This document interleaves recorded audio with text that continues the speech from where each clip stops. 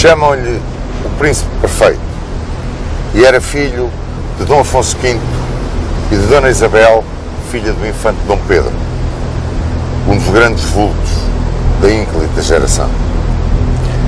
Nasceu em Lisboa em 3 de março de 1455 e morreu no Alvor em 25 de outubro de 1495. Foi aclamado rei de Portugal em 1481 e foi talvez o maior monarca da nossa história.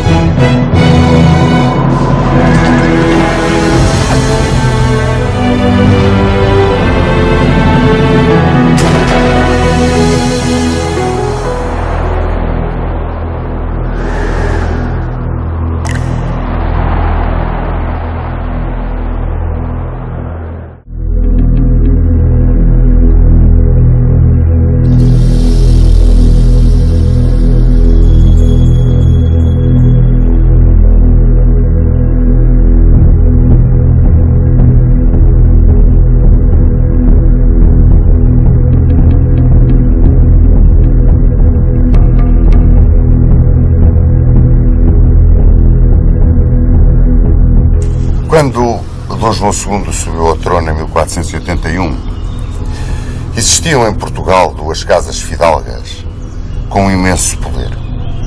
Podia-se mesmo dizer que o poder dessas casas era superior ao da Casa Real, e Dom João II dizia que ele não era mais do que o rei das estradas de Portugal. E não fora os tratos da Guiné na parte da mina que lhe tinham sido concedidos por seu pai Dom Afonso V, e podia-se dizer que Dom João II era um monarca pobre. Essas duas grandes casas fidalgas eram primeiro a Casa de Bragança, chefiada pelo seu terceiro duque, Dom Fernando II, e a Casa de Viseu. A Casa de Bragança possuía inúmeras regalias, inúmeros privilégios e uma grande quantidade de terras. Senhorios, entre outros, tinha os de Braga, Vila do Conde, Alter, a Ilha do Porto. Padroados eclesiásticos, tinha os de Guimarães, Barcelos, Orém. 21 vilas e 400 lugares, 41 comendas na Ordem de Cristo, 18 alqueidarias reais. Além disso, nomeava ouvidores, podia conceder graus de nobreza e podia fazer mercês até ao valor de 50 mil cruzados anuais. Era, em si, um potentado e Dom Fernando II era um homem sedento de mando e independência. A Casa de Viseu, chefiada por Dom Diogo, estava intimamente ligada à Rainha de Portugal, Dona Leonor. Esta Casa de Viseu tinha sido fundada pelo infante Dom Fernando, duque de Beja, irmão de Dom Afonso V e herdeiro de Dom Henrique. Tinha casado com Dona Brites, filha do infante Dom João e neta do primeiro duque de Bragança.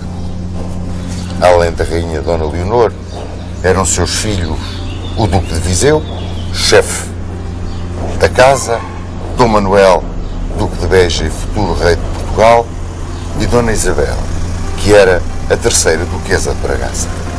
Portanto, as duas grandes casas de Bragança e Viseu estavam intimamente ligadas entre si e ligadas com a Casa Real. Este tinha sido o resultado da política em prol da nobreza, em prol do poder dos grandes senhores, feita por Dom Afonso V. Agora, Dom João II queria acabar com isso. Queria marcar, bem marcado, o poder do rei. Queria marcar, bem marcado, poder do trono. Começou então por exigir dos grandes senhores a prestação do juramento de vassalagem e lealdade, a menagem. Eles revoltaram-se, não o quiseram prestar, porque esta nova menagem alterava um pouco aquilo que estava na tradição. Para complementar esta sua primeira tentativa, o primeiro passo da sua luta contra a nobreza, Dom João II reuniu aqui em Évora Cortes Gerais, em 1481.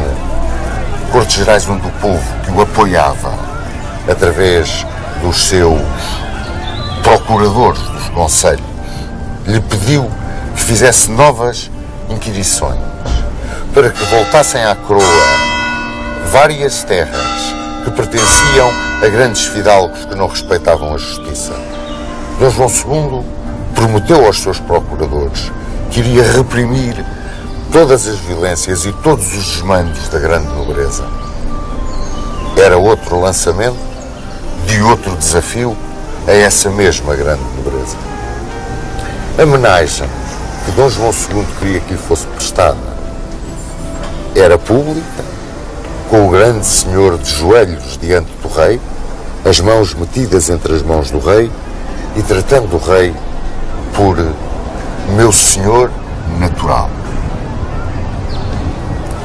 É claro que o Duque de Bragança, com todo o seu poder, com toda a sua arrogância, não queria de forma nenhuma cumprir esta menagem. E enviou, aqui de Évora, o seu escrivão Lopo de Figueiredo até Vila Viçosa, para ir buscar os documentos com as antigas menagens, para os mostrar ao rei e provar a sua razão. Quando Lopo de Figueiredo regressou a Évora, trazia junto com esses documentos umas cartas secretas de uma correspondência que o Duque de Bragança tinha com Isabel a Católica. Essa correspondência não tinha nada de traição ao trono. Era apenas correspondência de política matrimonial. O Duque de Bragança queria que o Duque de Viseu casasse com a infanta de Castela, Dona Isabel, que estava prometida como noiva ao infante Dom Afonso de Portugal, filho de Dom João II.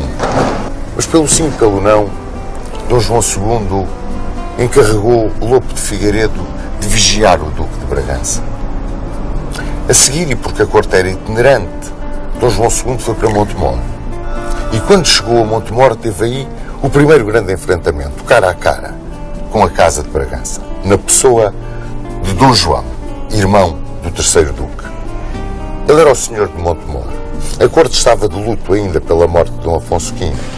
E ele recebeu o rei todo vestido de encarnado, felicíssimo, em grande festa, sem guardar esse luto, que na altura era uma tradição quase religiosa. Dom João II imediatamente o mandou abandonar a corte e ele foi para Castelo Branco. E de Castelo Branco começou-se a cartear com os reis católicos. Era correio dessa correspondência Pedro Josarte e foi detido pelos agentes do rei. Mas essa correspondência já tinha qualquer coisa, e muito grave, de traição. Nela se instigava Castela a pedir ao rei de Portugal, ou a exigir do rei de Portugal, a entrega da Beltraneja, essa personagem que podia desequilibrar toda a política interna de Castela, à Casa de Bragança, e que autorizasse Castela no livre tráfico na zona da Guiné e da Mina, o que iria prejudicar diretamente e profundamente Dom João II. Se o rei de Portugal não satisfizesse estas duas exigências de Castela, então Castela invadiria Portugal e a nobreza revoltada apoiava Castela. Aqui sim já havia alta traição. Évora, 29 de maio de 1483. Depois de ter seguido todos os passos desta conspiração da nobreza, embriocado, temeroso, como que distraído do que se estava a passar, querendo agradar aos nobres, naquilo que ele, Dom João II, chamava os tempos da coruja. Dom João II recebe aqui o Duque de Bragança, que vinha para receber o infante Dom Afonso, que devia sair das terçarias de Moura, porque Dom João II tinha dado ordem para que cessassem as terçarias, recolhendo o infante Dom Afonso a Portugal e a infanta Dona Isabel a Castela. Mantinha-se, no entanto, em Portugal a Beltraneja. Era um trunfo-chave na mão de Dom João II. O Duque de Bragança aproximou-se do rei e disse-lhe, arrogante, que talvez tivesse chegado à altura dele, Dom João II, pôr fim a todas as intrigas que o prejudicavam a ele, Bragança, e que o enfrentavam com o rei. E Dom João II disse-lhe que sim, que era a altura de acabar com essas intrigas. Mandou-o prender. O julgamento aqui em Évora durou 2 dias. E ao fim desses 2 dias, o Duque de Bragança foi aqui degolado em praça pública. Era a primeira machadada no poder da nobreza. Mas a nobreza não vergou. Tinha 2 grandes líderes. Dom Garcia de Menezes, o arcebispo de Évora, e o Duque de Viseu, cunhado do rei. O passo seguinte dá-se já em pleno clima de alta traição. A nobreza instiga Castela e promete-lhe a Beltraneja. Além disso, protegeria os castelhanos o assassinato do rei de Portugal e a nobreza instauraria uma regência. Indo a Setúbal, ao palácio onde hoje está a Associação Comercial e que era o Paço Real de Setúbal, Dom João II chamou o Duque de Viseu e teve com ele uma conversa muito simples numa sala que se chamava o Guarda-Fato e perguntou-lhe: olha lá, se te dissessem que alguém te queria matar, o que é que tu fazias? Eu matava o primeiro. E Dom João II não disse nada. Com um punhal, enterrou-lhe no coração e pelas suas mãos matou o Duque de Viseu. E naquela sala, diante do Duque de Viseu, cadáver jazendo no chão, Dom João II mandou chamar Dom Manuel, irmão do morto, fê-lo Duque de Beja, e disse-lhe que o amava como um filho, exigindo-lhe, contudo, o mais completo respeito, a mais profunda homenagem, a mais completa lealdade. A nobreza vergou. Prestaram-se as homenagens, entregaram-se os castelos e num deles, Palmela, encerrou Dom João II, o bispo de Évora, Dom Garcia de Menezes. Meteu-o numa cisterna e dizem que o mandou envenenar com peçonha. Livre da nobreza, senhor absoluto, apoiado no povo, o homem a quem Isabel a Católica chamou El Hombre, ia começar a sua obra magnífica.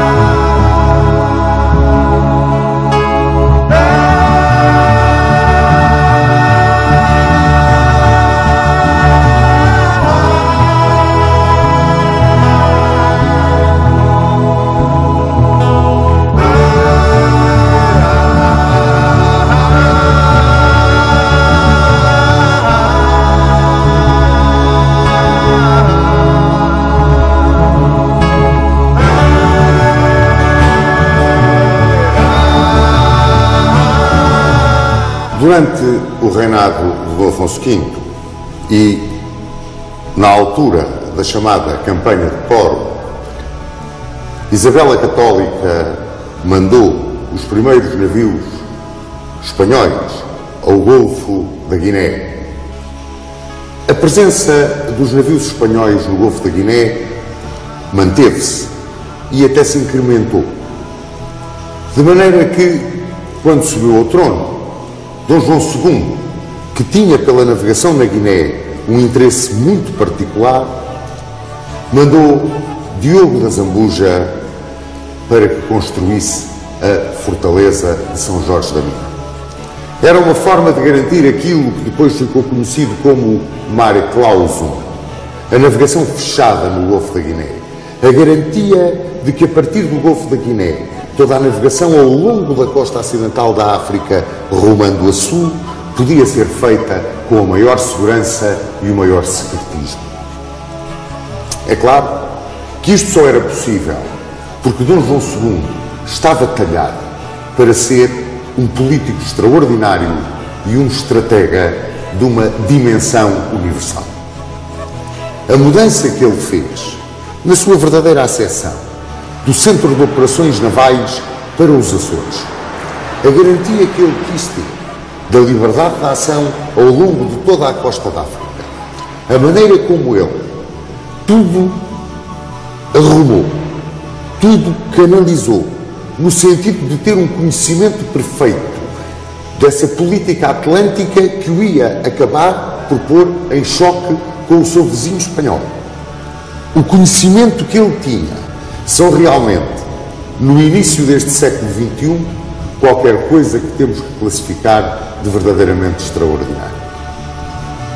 Durante o reinado de Dom Afonso V, navegadores portugueses, João Vaz Corte Real, já tinham atingido o continente americano. Conheciam-se nas cartas, sobretudo na carta de André Bianco, que havia uma terra de Corte Real, aquela a que hoje chamamos Terra Nova, que estava nesse continente americano, nessa navegação que afinal de contas se fazia para o oeste, nessa busca da passagem do Levante para o Poente, que era afinal de contas o grande teor da carta de Paolo Toscanelli a Dom Afonso V. Ele, chamando-lhe Magnífico Rei, dizia-lhe que era possível atingir as terras do Levante caminhando por mar para Poente e era possível atingir as terras do Levante caminhando por terra para Levante também. Este conhecimento estava na posse de Dom João II. Tudo isto fazia parte de uma série de arquivos secretos que ele tinha. Ele, o homem do tempo do Falcão e do tempo da Coruja. No tempo da Coruja e quase todo o tempo das grandes navegações que se fizeram no seu reinado e quase todo o tempo da grande estratégia atlântica que se viu no seu reinado é o tempo da Coruja. Dom João II tudo sabia, tudo procurava, tudo arquivava. Reparem bem, no seu reinado, por exemplo, Gonçalo Fernandes, navegando na pesca do Rio do Ouro para Tavira, quando se encontrava a oeste-noroeste da Madeira e das Canárias, viu terra para Poente. E veio dizê-lo ao rei: eu vi terra para Poente quando estava nesta localização. Hoje, se agarrarmos na carta uma projeção de Mercator e pusermos o sítio onde estava Gonçalo Fernandes, a terra que ele viu era a América. Não podia ser outra. Portanto, para lá dessa terra gelada, dessa terra de Corte Real, e para sul dela, havia mais terra. E havia mais terra que a Dom João II era revelada. Agora, por Vicente Dias e Fernão Dulo, que tinham visto terra. E essa terra encaixava perfeitamente no conhecimento de André Bianco. E não eram as Antilhas, era mais qualquer coisa. Esse mais qualquer coisa, que depois aparece, retratado também no mapa de Pedro Vaz Bisagudo. Quando Maximiliano da Alemanha manda Martim da Boémia, o grande cosmógrafo, para Portugal, diz-se que, na intenção de apoiar a viagem à Índia, a estratégia de Dom João II está perfeitamente traçada. Ela tem três cabeças. Uma busca do caminho marítimo por sul, contornando a costa da África. Origem, o sonho do infante Dom Henrique. Origem deste sonho, os conhecimentos da Ordem de Cristo, os conhecimentos do tempo, algum conhecimento escondido de Jaime de Maiorca, aquilo que diziam os primeiros habitantes da costa africana que vieram para Portugal. A segunda estratégia, ligada ao conhecimento de Paolo Toscanelli, o caminho por terra, ao encontro, à procura desse Preste João, o caminho para Levante. E a terceira cabeça, esse ocidente sombrio, para lá do Oceano Atlântico, essa terra que ia aparecendo. Todos esses navegadores que lhe diziam: Senhor, há qualquer coisa ali, nós não chegámos lá, não havia condições de tempo, não era essa a missão. E entretanto, Martim da Boémia, com Diogo Cão, aplicando o astrolábio, melhorando o astrolábio, navegam para sul e chegam ao Zaire. É por esta altura que, delegado de uma forte empresa que trabalhava nos países ribeirinhos do Atlântico, os Centurioni, aparece em Portugal uma figura estranha, uma figura lendária, um homem que nós podemos classificar como um ser humano extraordinário. Chamava-se Cristóvão Colombo. De onde vinha Cristóvão Colombo? Uns dizem que era genovês, outros que era português. Os espanhóis, alguns arriscam que era espanhol. Eu não arrisco, mas uma coisa garanto: era um homem do mundo. Casou na Madeira com a filha de Bartolomeu Castrelo. E, no imenso espólio de Bartolomeu Castrelo e até todas as conversas que tinha tido com ele, herdou um conhecimento profundo da navegação portuguesa do Oceano Atlântico. Esse conhecimento profundo da navegação portuguesa no Oceano Atlântico levou-o a ter um sonho: chegar à Índia. Mas chegar à Índia seguindo aquilo que dizia Paolo Toscanelli, navegando para o Ocidente. Era esse o sonho de Cristóvão Colombo. Porque Toscanelli dizia na sua carta que o caminho mais curto para o Levante era a navegação por mar para Poente. Cristóvão Colombo acreditava piamente que, navegando desta forma, vinha ao encontro daquilo que ele sabia que tinham visto os navegadores portugueses, daquilo que na Madeira lhe dissera António Leme: navegando para o Ocidente vi 3 grandes ilhas. Cristóvão Colombo foi apresentado e dizem que fez amizade com Dom João II. Pelo ocorrente das suas ideias, discutiu com o rei a possibilidade dessa navegação. Afinal de contas, era uma das 3 cabeças da estratégia de Dom João II. Porquê é que Dom João II não aceitou?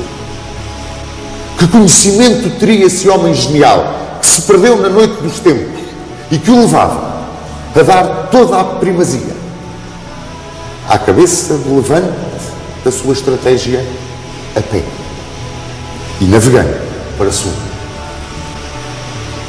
Entretanto, pois continuavam-se as navegações, mas Dom João II proibia, praticamente proibia, a navegação no Golfo da Guiné, a não ser por sua iniciativa, por iniciativa régia. Nem aqueles que navegavam com a bandeira do infante Dom Fernando podiam assenhorear-se, eram-lhes doadas todas as terras que descobrissem, salvo no Golfo da Guiné. Interessa dizer-vos, estamos aqui na casa do Tratado de Tordesilhas, muito embora com uma tormenta lá fora, uma tempestade, muita chuva, muitos relâmpagos, muitos trovões. Aquilo que foram encontrar os homens que cumpriram a cabeça estratégica da navegação para sul. 1486, Cristóvão Colombo vai para a Espanha, oferece os seus serviços aos reis católicos, fala-lhes do projeto de Toscanel, acredita piamente naquilo que diz, e os reis católicos acreditam nele. É nesta altura que Dom João II lança a sua estratégia terrestre a caminho do Levante. Frei António de Lisboa e Pedro Montarroio são os primeiros que tentam a pé seguir essa rota das especiarias e chegar à origem, mas falham no seu intento porque não falam árabe. Pouco depois, 2 navios, uma pequenina flotilha, digamos, comandada pelo grande Bartolomeu Dias, sai para, navegando ao longo da costa da África, procurar passar além do Cabo das Tormentas, procurar contornar a África pelo sul, se isso era possível, velho sonho de um infante.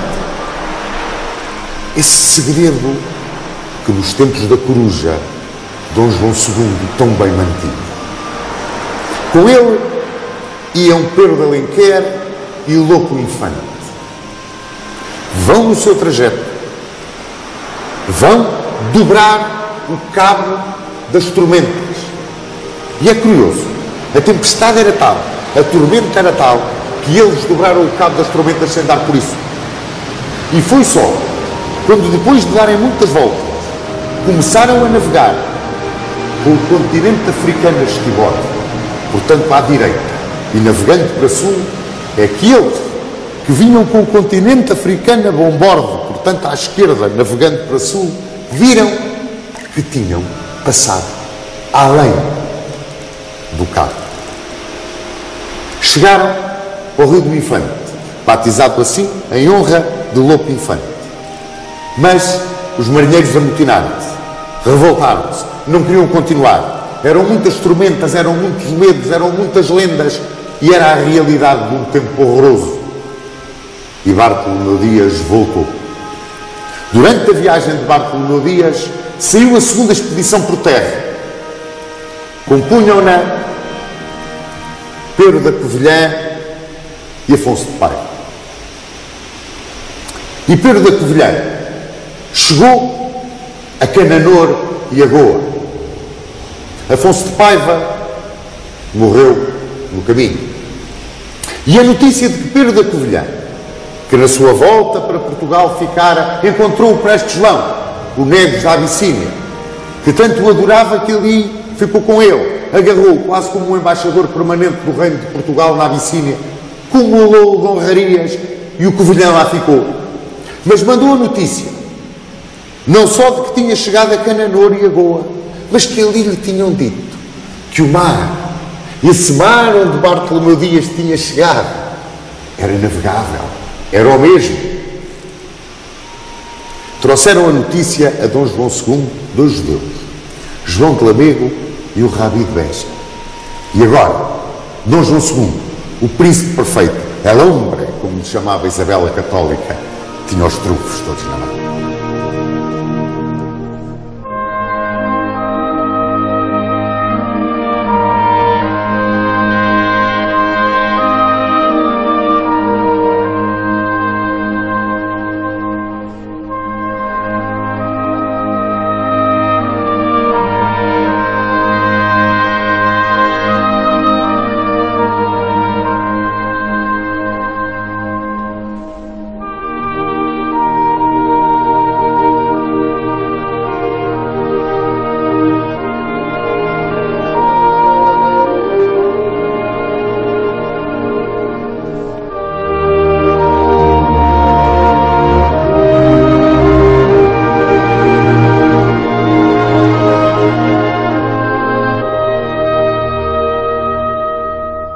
Um dos episódios da vida de Dom João II que mais me impressionam é a desgraça que sucedeu a seu filho, o infante Dom Afonso, e que aqui está sepultado na capela do fundador, no Mosteiro da Batalha, mesmo ao lado do seu pai.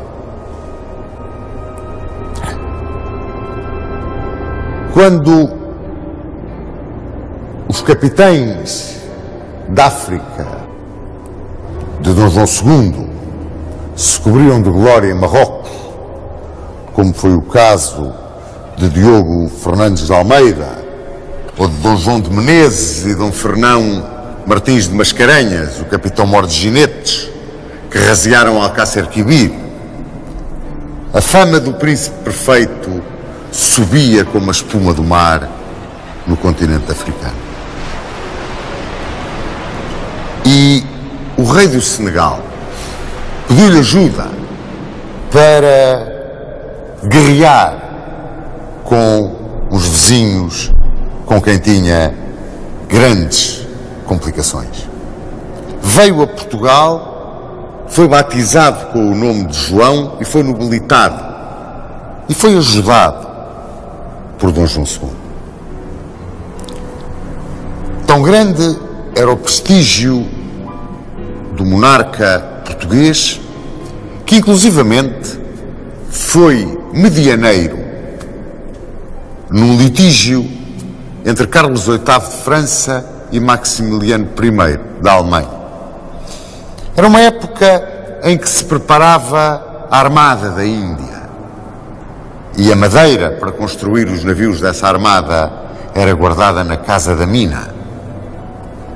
Entrava 1490 e Dom João II ia viver um momento extraordinariamente feliz da sua vida.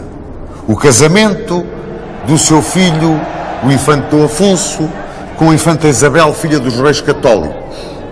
Era a materialização daquilo que ele tinha como sonho ibérico. Os esponsais deram-se em Évora. Foi uma festa de um luxo e de um esplendor e de uma felicidade imensa. Vem muitíssimo bem descrita em várias obras. O fidalgo que trazia uma junta de bois assados com as pontas dos cornos enroladas em papel dourado e as patas prateadas, puxando uma carroça cheia de leitões assados, tudo assento sobre rodas, claro. E a felicidade de toda a corte, menos da rainha Dona Leonor, porque raras vezes, como nos festejos de Évora, pelo casamento do infante Dom Afonso, raras vezes, dizia eu, Dom João II terá estado tão feliz ao lado de Dom Jorge de Lencastre, o filho bastardo que tinha da sua ligação com Dona Ana de Mendonça. Quando Dona Leonor se apercebeu do grande amor que Dom João II tinha por esse filho bastardo, sofreu muito. E esse sofrimento é explicado na doação que Dona Leonor teve de si própria ao mundo dos infelizes que a rodeavam. As caudas para apoio àqueles que sofriam. As misericórdias para mitigar a miséria dos mais necessitados. Retratam perfeitamente a personalidade excepcional da Rainha de Portugal. Maus dias se avizinhavam, no entanto, para Dom João II e para Dona Leonor. Dizia-se que o casamento do infante Dom Afonso tinha sido malfadado. E tinha sido malfadado porque quando, depois da grande paixão que o infante português e a infanta castelhana sentiram um pelo outro enquanto estiveram nas terçarias de Moura, parece que quando Dom Afonso foi receber em Évora a sua noiva, antes dos esponsais, eles teriam dormido juntos no convento do Espinheiro e teriam consumado o matrimónio antes de tempo. E isso, naquela época, era uma coisa horrorosa. Era um pecado imenso. E amaldiçoava o matrimónio.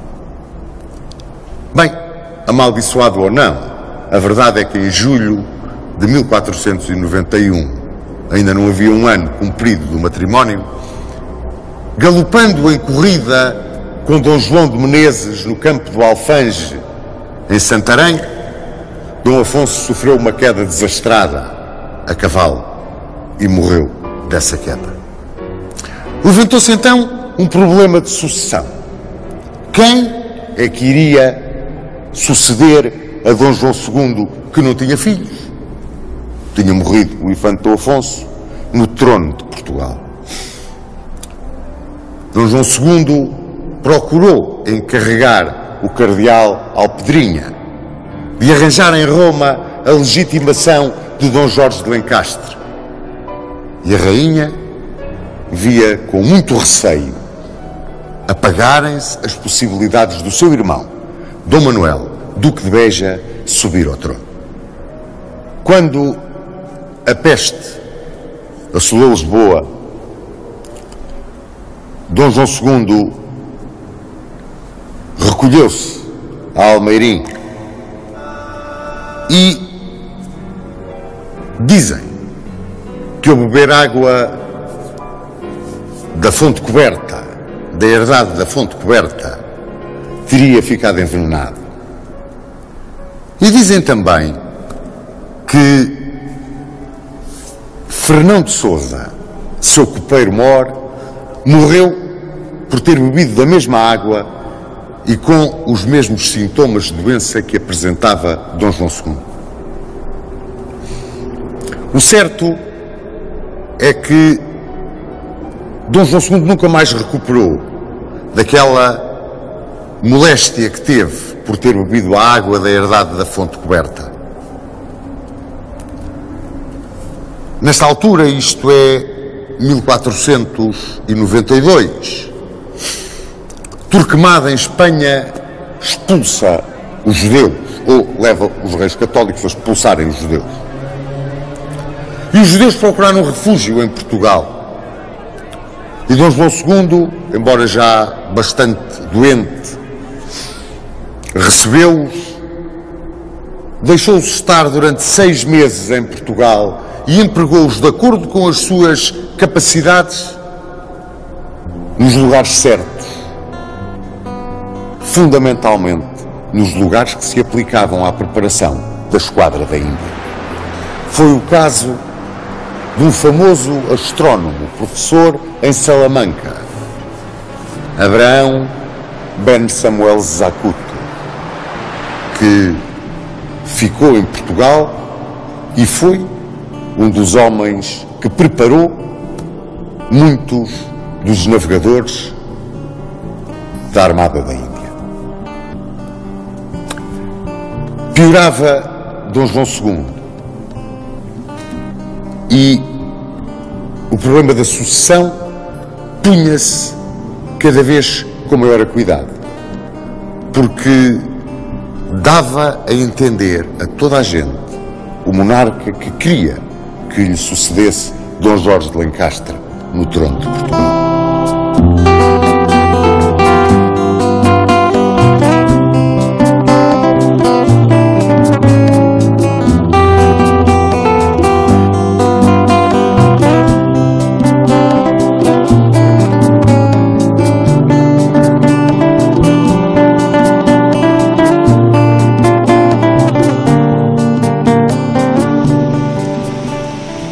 Em 1492, Cristóvão Colombo, esse homem singular, esse homem do mundo, na Minha, na Pinta e na Santa Maria, chega à América. Chega, afinal de contas, àquelas ilhas que no mapa de André Bianco, que Dom João II possuía, já estavam assinaladas. Nesse mesmo mapa, onde uma terra, uma massa de terra a sul das Antilhas, não tinha nome. Essa mesma terra que Pedro Vaz Bisagudo dizia que existia. Cristóvão Colombo regressa da sua primeira viagem, fez 4. E um homem tão extraordinário, que à Espanha deu tanta glória, morreu em 1506 praticamente esquecido. Sucedeu o mesmo a outros grandes navegadores portugueses, entre eles Bartolomeu Dias. Quando Cristóvão Colombo chega de novo à Europa, vai a Lisboa e vai falar com o Dom João II. Não sabemos de que é que constou a conversa. Calculamos que recriminava Dom João II por não o ter apoiado no seu intento de chegar à Índia. Mais sabia Dom João II, e então naquela altura, que não era à Índia que ele tinha chegado. Mas Dom João II adiantou-lhe que onde ele tinha chegado, de acordo com o Tratado das Alcáçovas, aquele território onde ele tinha chegado era português e que ele o ia reclamar. E ia reclamar, se fosse preciso, pela força. E mandou aparelhar uma armada comandada por Dom Francisco de Almeida. Cresceu a tensão entre Portugal e a Espanha. E Cristóvão Colombo, que no fundo era amigo de Dom João II, mas servia devotadamente os reis católicos, apresenta aos reis católicos uma possibilidade de parar o conflito. Vamos traçar uma linha meridiana. Primeira linha meridiana que se trata, linha de Cristóvão Colombo. E essa linha corta mais ou menos as Canárias, Cabo Verde, e para o Ocidente será tudo espanhol e para o Oriente tudo descoberto será português. Mas claro que esta linha não convém aos portugueses, porque corta Cabo Verde ao meio. E os portugueses não aceitam que esta linha sequer seja apresentada. Intervém então Alexandre VI, o Borja, o Papa, amigo dos reis católicos, e a quem os reis católicos pedem intervenção porque não estavam absolutamente nada interessados numa guerra com Portugal. E Dom João II, em boa verdade, também não estava nada interessado numa guerra com a Espanha. Já chegava de guerra naquela altura. E aparece a proposta daquilo que é chamada a linha de Alexandre VI. E a linha divisória de Alexandre VI, o meridiano de polo a polo, que passa 100 léguas ao ocidente de Cabo Verde. E essa linha convém a Portugal. Inicialmente Dom João II não diz nem que sim nem que não. Reúne-se com os seus cosmógrafos e diz que não aceita. E cresce a tensão entre Portugal e a Espanha. E esta linha, que é traçada em 4 de maio de 1493, origina a reunião que aqui se faz no início de junho de 1494. Dom João II está muito doente, já pouco lhe resta de vida. Vem a representar Portugal aqui a Tordesilhas 3 homens que o nome, meus queridos amigos, tem que ficar gravado em letras de ouro na história científica de Portugal. São Rui de Sousa, Aires de Almada e Estevão Vaz. E esses 3 homens vêm aqui e, num duro debate com os cosmógrafos espanhóis, levam a que a linha de Alexandre VI seja passada para 370 léguas ao ocidente da ilha de Santiago, em Cabo Verde. Porquê? As explicações são várias. Aqui em Tordesilhas encontrei algumas. Porque era a única maneira da navegação da mina não interferir com os direitos da Espanha. Porque, quem sabe, talvez que nos tempos da Coruja, Dom João II soubesse de mais qualquer coisa. Desse mais qualquer coisa que os seus navegadores, muito em segredo, lhe diziam e que ele arquivava, fechava, escrevia e depois deixou em testamento ao rei venturoso, àquele que lhe sucedeu pouco tempo depois, Dom Manuel I. Eu estou em crer que era o conhecimento do Brasil. Aquilo que Bisagudo tinha desenhado no mapa. Aquilo que João Afonso do Estreito e Fernão Dulmo tinham visto bem perto. E aquilo que, meus queridos amigos, já no reinado de Dom Manuel I, o grande Eduardo Pacheco Pereira tocou em 1497, porque tocou. Só quer dizer que na altura do Tratado de Tordesilhas, Dom João II, o príncipe perfeito, talvez o maior monarca da história de Portugal, sabia da existência do Brasil e jogou com ela nessa primeira grande Assembleia Internacional, onde, meu Deus, no século XV, Portugal e a Espanha mandavam no mundo.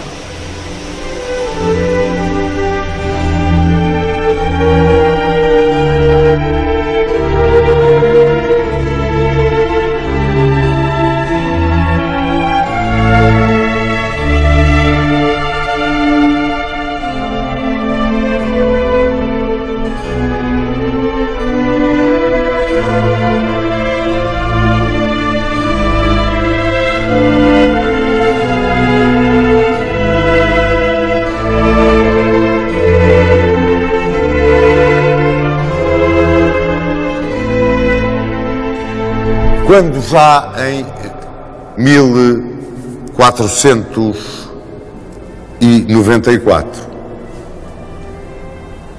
Dom João II estava no fim, o cardeal Alpedrinha mostrou-lhe todos os problemas que implicavam a sucessão de Dom Jorge de Lencastre. Problemas inclusivamente de segurança interna para o reino e de não aceitação por parte da nobreza de que o bastardo real subisse ao trono quando havia Dom Manuel, Duque de Beja, na linha da sucessão.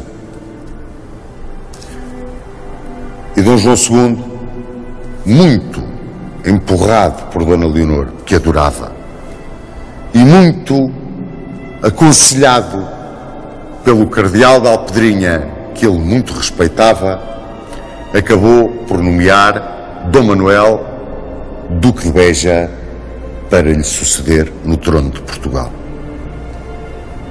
Talvez que justificasse aí a conversa que teve com ele, quando em Setúbal, diante do cadáver de Dom Diogo, Duque de Viseu, o fez Duque de Beja e lhe disse que lhe queria como a um filho. Em Alvor, no dia 25 de outubro de 1495, morria o homem que venceu o Cabo das Tormentas e o Oceano Atlântico e a costa africana, e que manteve em respeito a poderosa Espanha e que levou o prestígio de Portugal a pontos onde nunca tinha ido. O homem que foi o ilustre comandante da Cavalaria de Toro, que tanto mitigou a derrota. Aquele que teve a arte de assinar o Tratado das Alcáçovas e o gênio do Tratado das Tordesilhas. Morria um dos maiores, se não o maior, monarca português.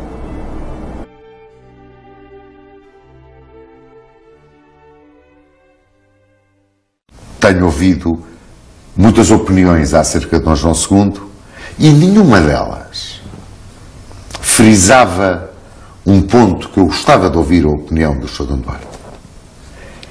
Seria Dom João II um iberista? Ele acreditava e quando tentou negociar a hipótese enfim, através de um casamento, de haver uma união dos dois reinos, não é? O que, do ponto de vista dela, parecia muito interessante, mas provavelmente a longo prazo acabaria por ser na mesma o domínio dos espanhóis sobre os portugueses, pela simples razão de que são muito mais, não é? E os outros reinos ibéricos que se juntaram a Castela, como Leão, como Aragão, como, enfim, Catalunha, etc., acabaram todos absorvidos.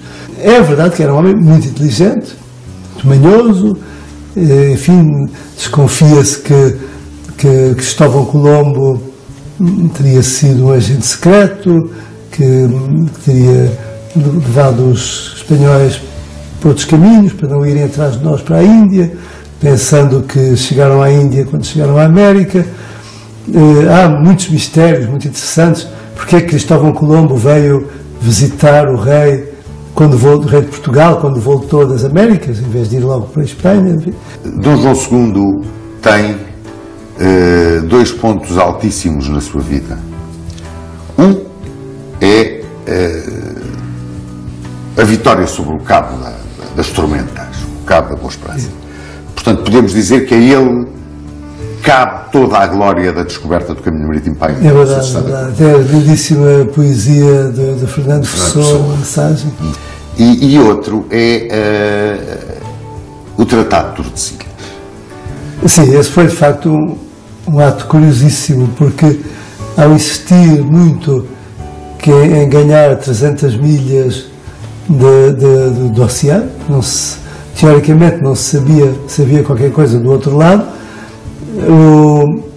provavelmente com isso já saberia que havia o Brasil no outro lado, não é? E eu pessoalmente, como o Duque de Bragança, não devia gostar dele, não é? Mas isso...